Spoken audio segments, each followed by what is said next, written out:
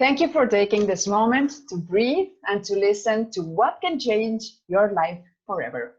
My name is Ragne Sinikas, and I'm the founder of Starpreneurs TV, How to Dominate the Decade talk show, World Women Conference and Awards, the creator of Coral Desk, and the coach of the change makers.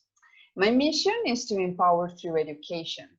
And thank you very much for investing in yourself with your time and taking the time to be with us today.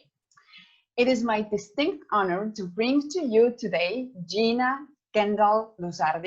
She's the founder and the CEO of her own company, Speak Out, Get Out, Stay Out, which provides resources to victims and survivors on their journey to freedom.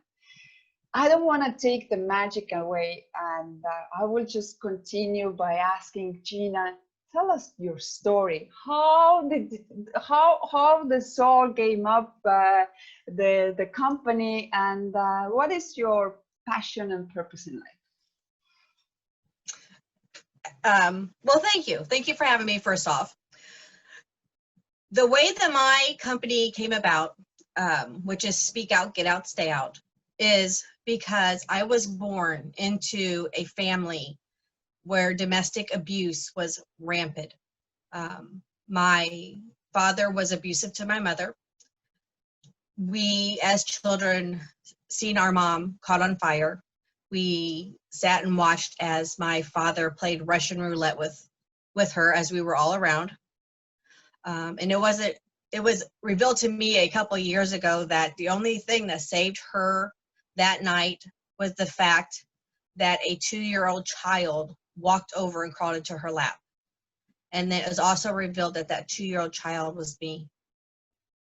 So I grew up in an environment with the domestic abuse and the low self-esteem and no confidence, and being in and out of shelters and family members' houses where we would take off in the middle of the night or in the middle of the day, whatever we could get away.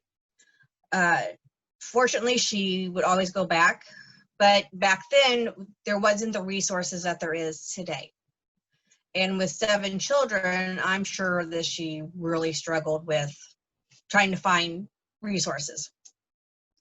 And sadly, like most children who grow up in an environment of domestic abuse, they either become the abuser or the victim. And I became the victim in 2 abusive marriages. My first marriage was very physically abusive, and my second marriage was very emotionally abusive. I knew physical abuse because I seen it with my parents. The emotional abuse, I didn't know so much.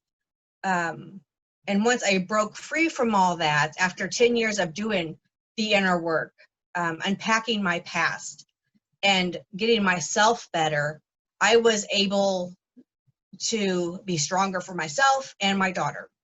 And that is how Speak Out, Get Out, Stay Out came about, because I wanted to give back so that what my mom went through and what I went through wasn't for nothing.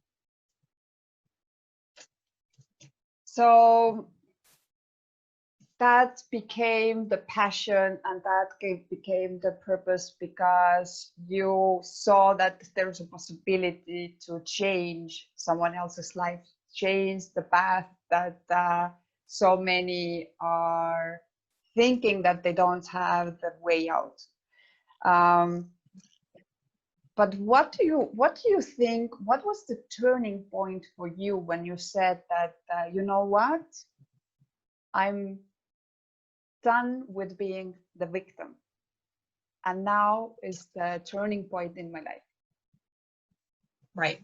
Well, with my first marriage, it was when my ex-husband, my now ex-husband, had me pinned against the wall by my throat, and I caught our daughter, out of the corner of my eye. And it dawned on me that she was seeing what I saw as a child. That cycle was repeating itself. And as far as that situation, right there, it's like, I didn't have a choice growing up. I had to live like that. When you're a child, you can't just leave. But now that I was an adult, I wasn't going to let my daughter live like that. Not if I could help it. So that's when I had, made my plan, because I knew that I couldn't just leave. Like so many women who are going through this now, they just can't leave. They're either financially dependent on their partner, they don't have an education, they don't have a place to live, they don't have the resources they need. And I was in that same boat. So I had to sit down and I had to make a list of things that I needed to do to get myself and my daughter out of the situation. So I made my list, finished my high school diploma because I was like a credit short, get a car, get a job, get a place to live. And as I set out to do those things, I would cross them off and just go down the list. It took a while, but I knew that if I didn't do that, then I wouldn't be able to escape the abuse. So finally, all those things came together and I was able to get out and break what I thought was my cycle. And then along came husband number 2. And he was the kind that was so charming. He said all the right things. He did all the right things. He bought me the gifts. He, doted on my daughter, bought her the gifts. He really played the part of Prince Charming. And I didn't have that growing up because I grew up in abuse. So I'm thinking, wow, he must really like me. He must really love me for him to be doing this. And as time went on, then the little snide remarks started. Why are you sitting on the couch? Why aren't the dishes done? You're an ungrateful bitch. I mean, just little things as you go along. Why isn't the dishes done? Why aren't you doing this or that? And it wasn't all that at once. It was like that proverbial chicken in the pan, just slowly turn up the heat until I'm like, hey, this is not right. Something's going on here. And he made me think that I was going crazy, which I know now is gaslighting. Whenever something would happen, it didn't happen that way. You're crazy. Or he would call me crazy. He would call me a crazy bitch. He would, no, it didn't happen that way. And then he's like, you need to pick between your family and me, the isolation. And it just like grew and grew and grew and grew.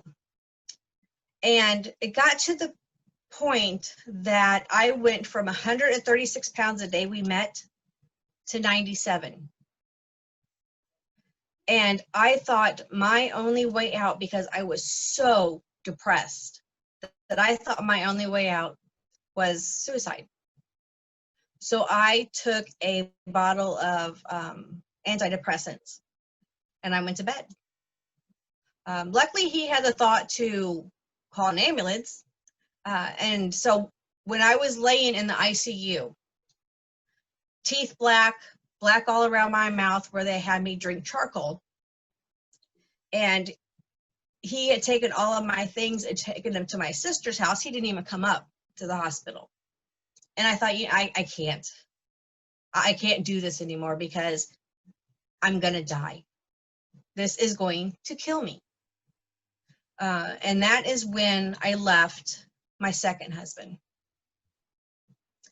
So, I feel that as the CEO and founder of Speak Out, Get Out, Stay Out, I don't just talk the talk. I've walked the walk and I've survived. And that's why I can help the women and men who are suffering through this right now go from abuse to abundance. Beautiful. It takes a lot of courage to really speak out, and I think it's also sort of bringing out all the emotion, all the memory, all of that. So I truly appreciate you doing it, and I know that it's for sure not easy to do. But I think, again, as you just mentioned, we never know by just giving your story how many women or maybe not even women, but men are in those situations. Yeah. That as you were giving the examples, the abuse doesn't have to be physical. It can be as little here and there, and just the mental and the way that we use the words, that just dragging you in a place that you really don't think that you have any self-esteem anymore, because someone is telling you every day that you're something, and this, you know, Yeah. it's Yeah, and that's how it works with that. They just constantly pick at you until you feel like you're worthless, until you feel like you can't make it without them. You know, they tell you enough times, you can't make it without me. You're not going to find anybody who wants you. Look at you, you're ugly, or you're fat, or you're lazy, or whatever it is. That's because they're trying to tear you down, because they want to control you. Yeah, until you have self-belief, they can't get you. But the day that you lose your self-belief, they own you. So Yes. let's talk about little bit, why is it really important to unpack our past, so that maybe people will get a better understanding on that as well. Right. Why I think it's important to unpack your past is because if you do not process what you went through, if you do not mourn the loss of what you thought was going to be your happily ever after, regardless of how bad that relationship was, you started it with hope.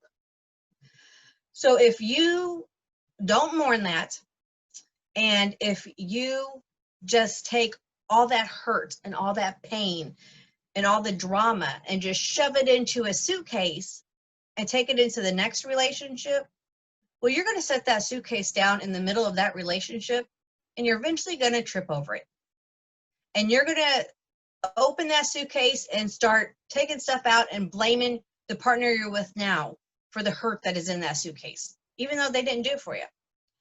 So that's why it's important that you take time in between each relationship and really look at, how do I feel? And it's okay to feel this. I mean, you could say, you know, I feel sad because you promised to love me and you didn't love me. You promised to take care of me, but instead of taking care of me, you cheated on me. And because you cheated on me, I felt worthless. Because you have to name what you feel. You have to identify each thing that is causing you the pain. Because until you identify those things, you're not going to be able to deal with them. So you need to go through each thing and, you know, act like you're talking to the person who hurt you. You know, you did this to me and it made me feel this way. And I didn't deserve that.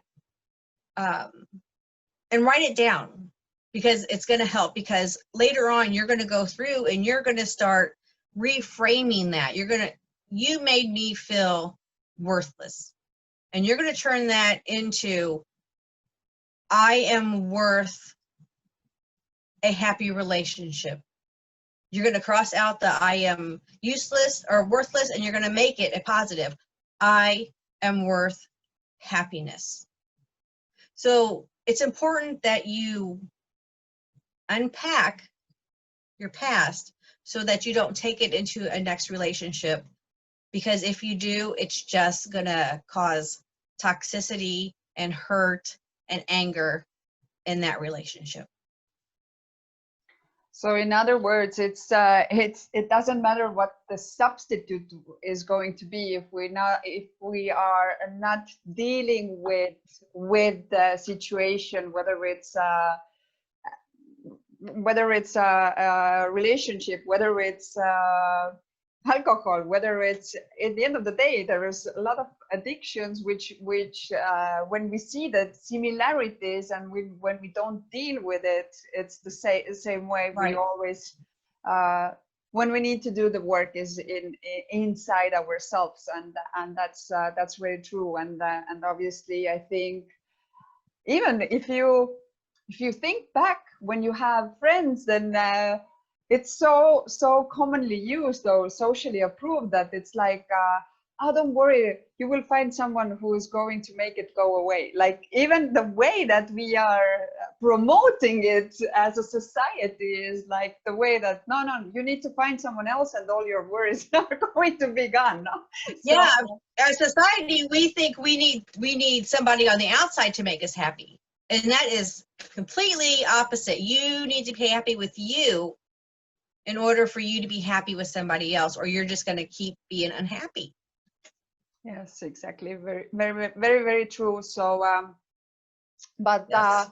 how did you find the spark inside you? What was how did you were able to change and now say that, you know what, I have learned my lessons, I have really found myself, I have stepped into my power, and this is who I am. So world, be ready. What was like, what did you do?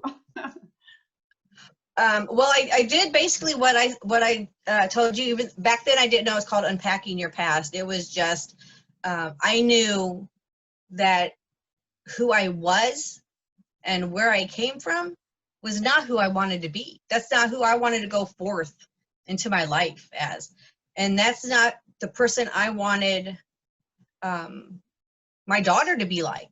Because you know your kids grow up to be like you.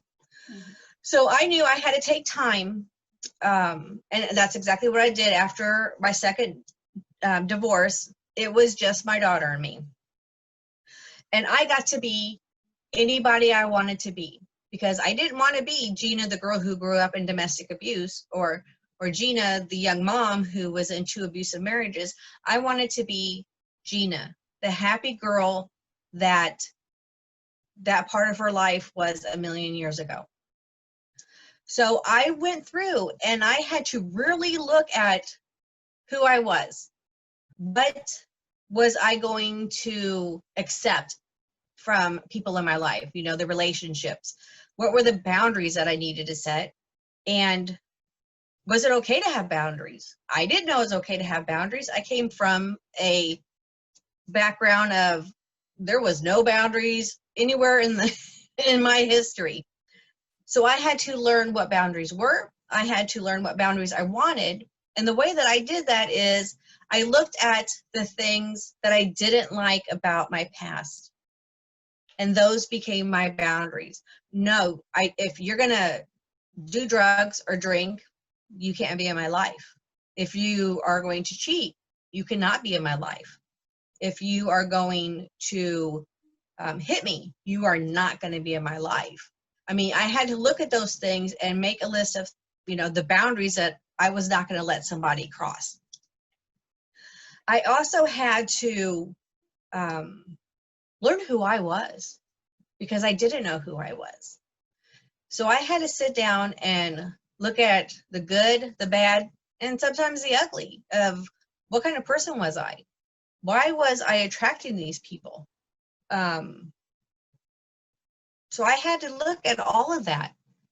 And because I knew, you know, my past was all messed up and I come from these abusive relationships, basically everything that I had been programmed to think and to do, I knew that was wrong. And I had to basically do the complete opposite of what my ego was telling me to do.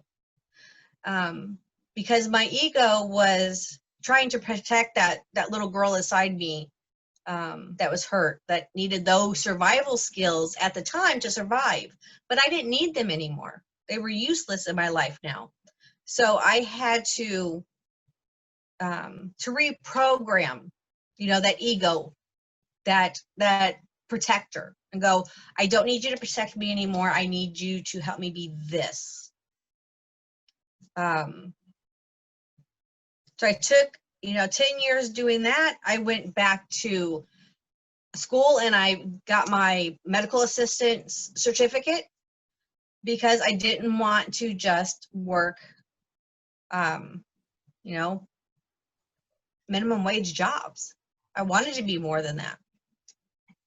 So I went back to school, I got my medical assistant's certificate, and I went out there and got a job, a good paying job. So I was able to pay for my daughter's stuff and to pay for mine. Was it easy? No. There was lots of times I ate popcorn, cornbread, had my lights turned off, didn't know where money for food was going to come from because I had to sacrifice to get to where I wanted to go. But I also know that, thank God, there are resources out there that helped me along the way. But you have to look for those things. And I knew that I was trying to better myself, and this wasn't going to become a lifestyle of needing these resources. So I was okay with taking some of these resources because part of my psyche was, you can't take those. You can't take those resources. You're going backwards.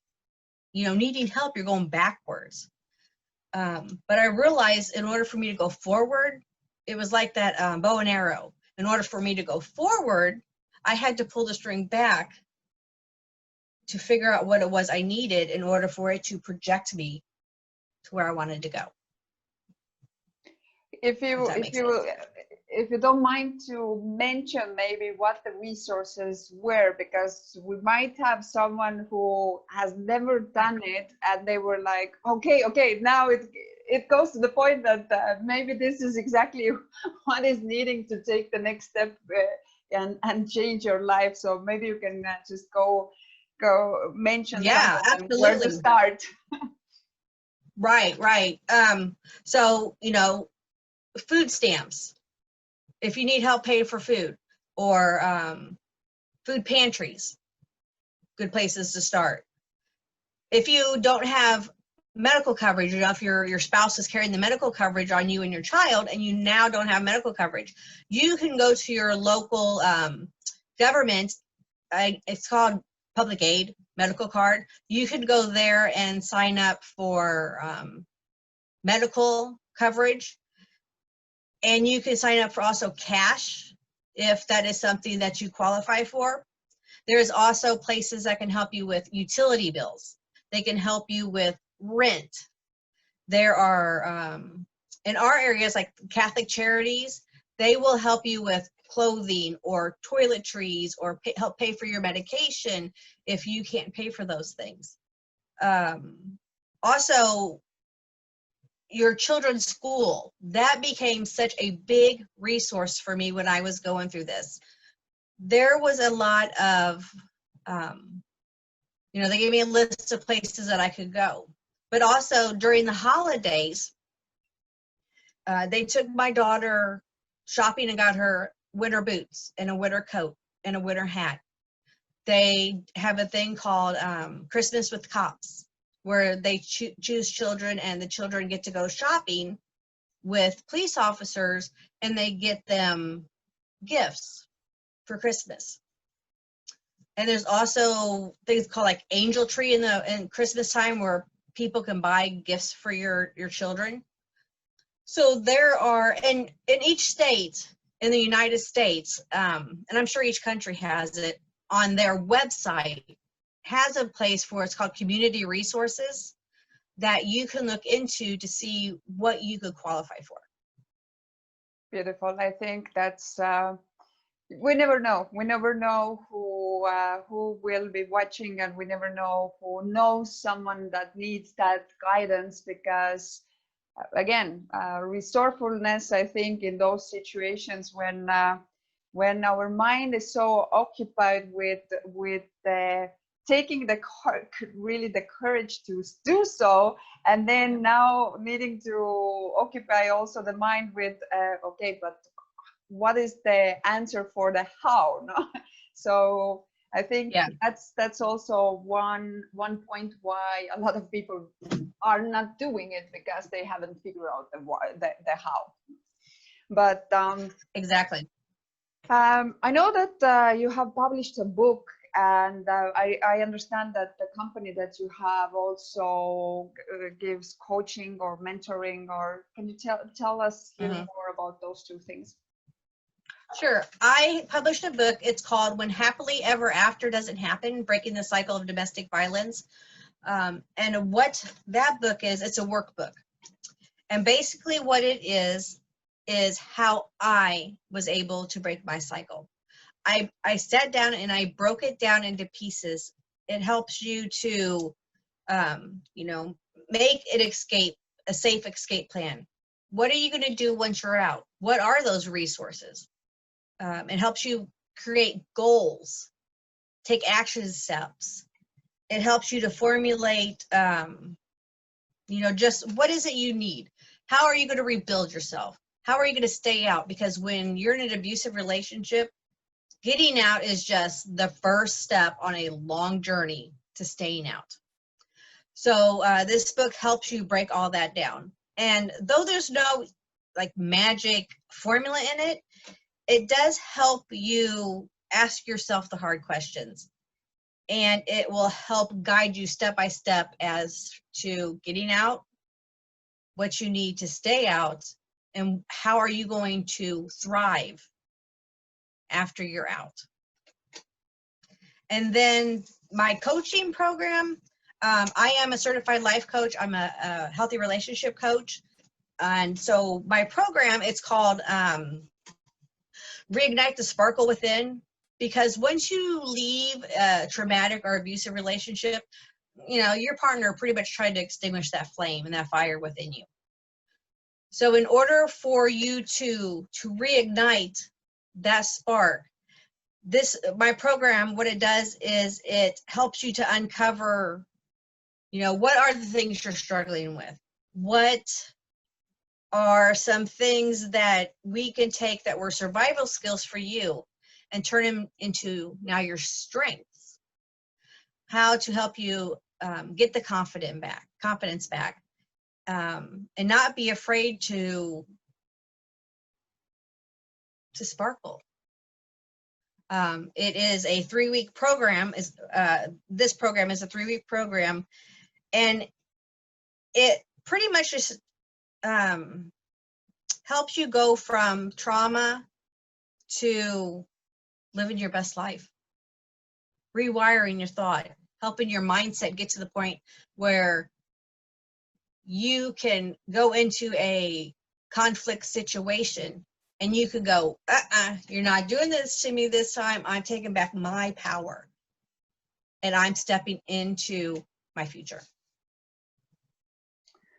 This is I think that those are very usefully structured, and with a great emphasis on the really practical essence of coaching someone through the process. So beautiful work, and thank you very much for creating that. I think it's a great tool to have. So, but let's talk about what the future will bring. What the future will bring to you as coach, author, entrepreneur.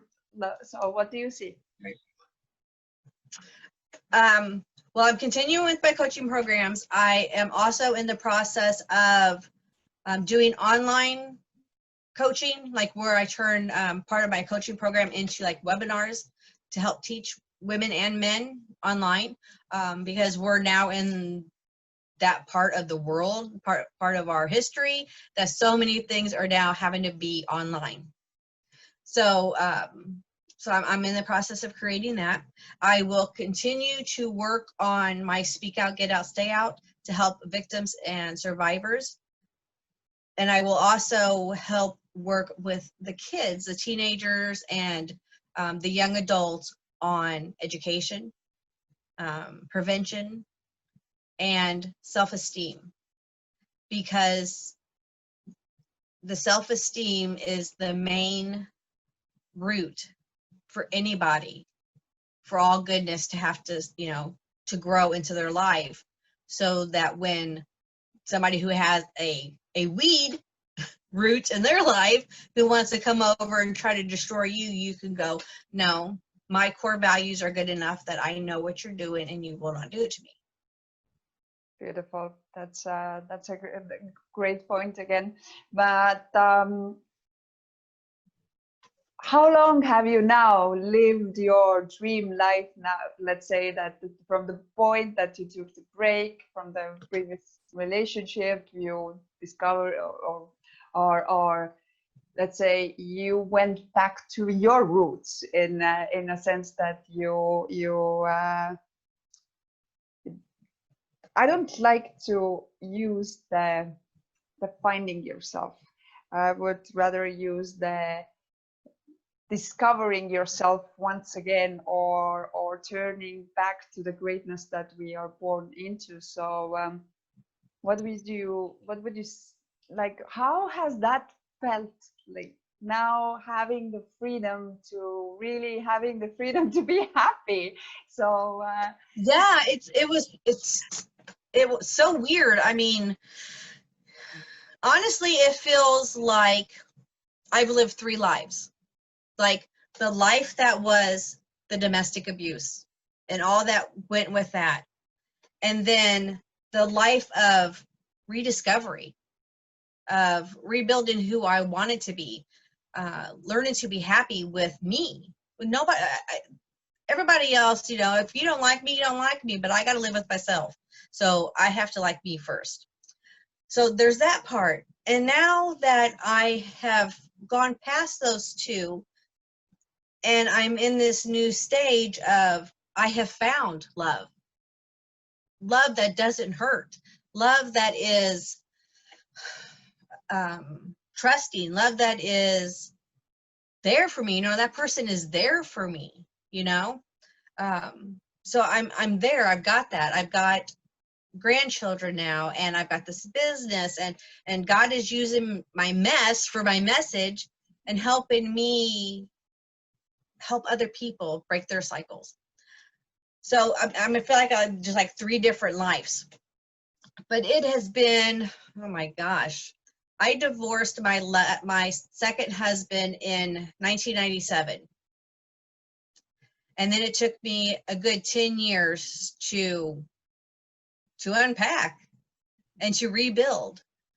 So it's been a while since I've done that. And as far as living my dream life and my purpose here on earth, it has been 8 years. 8 years since I've been doing that. beautiful. This is very inspirational. I see a lot of emotions going through you. I see that that you really have gone through a lot, and I see that you also have made peace with it. So it's Yes. as they say, we need to forgive in order to go further, but not to just track this bag with you, as you were describing it very, very well before. Right. So what Right. would you say, what are your 3 recommendations how to dominate the decade? My three recommendations would be to take responsibility for self. It's easy to be stuck in the victim mode. And it doesn't have to be just domestic abuse. It can be anything in life where it's never your fault. So take responsibility for yourself, your actions, and the things that you do. Get right in your own space. You know, that will help you regain the confidence you need and help you rebuild yourself. And it will help you lay the foundation for everything positive to build on in your life. And then the third thing is refuse to give your power up to someone else. Never give the key to your happiness to anybody, because they may lose that key or they may throw that key away. that if you hold on to that key yourself, then they can't try messing with you. Those are absolutely incredible recommendations, and I think that who you are watching, if you didn't take notes, then you need to go back to this video, because you need to take notes. But more than that, you need to take action. But we are going to talk about in a second about that. So if people want to contact you, if people want to follow you, how they can do so? I have a website that is www.speakoutgetoutstayout, and that's all one word, .com. There's lots of free resources on that website that you can access. You can also get to like coaching programs or any of the e-courses that I have. You can follow me on Facebook, which again is the Speak Out, Get Out, Stay Out. And my email, if you want to email me, is speakoutgetoutstayout@gmail.com. Beautiful. So if you want, what would be the last message to everybody that took the time today to listen to it and engage, and thank you for doing so. What would you like them to take out of this interview? Like the one message that you would say that, you know what, follow this, or have this in mind, or whatever that something can be. What would you say? I would have to say, from where I come from and where I've been, is you are stronger than you realize you are. Look at the stuff you've went through. That's like war. So you are stronger than you think you are. You are worthy. You are beautiful. You can do anything in this world, and you 1,000,000% deserve to be happy, healthy, and loved by the right person. Beautiful. Those are very, very important and very inspiring words. So I hope that you really paid attention, whoever you're watching.